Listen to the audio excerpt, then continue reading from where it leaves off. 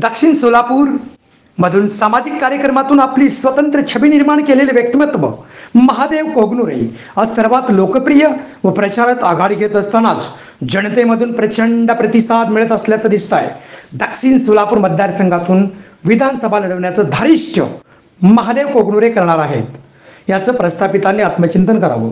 महादेव कोगनुरे बाबतीत विविध पक्षातील नेत्यांमध्ये मतमतांतरे आहेत। काहींच्या मते महादेव कोगनुरे काँग्रेस पक्षाकडून निवडणूक लढवणं हा चांगला पर्याय आहे, तर काहींच्या मते महादेव कोगनुरे अपक्ष म्हणून देखील निवडणूक लढवल्यास विजय होतील असं चित्र आहे।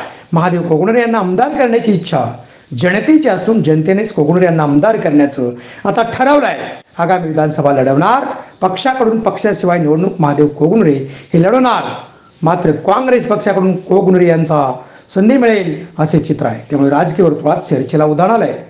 आता राजकारणात येऊन जनतेची सेवा करायची आहे, सर्वसामान्यांचे प्रश्न सोडवायचे आहेत असं म्हणतच महादेव कोगनुरे नागरिकांशी संवाद साधतायत। त्यांना संधी मिळेल का हे येणाऱ्या काळात निश्चित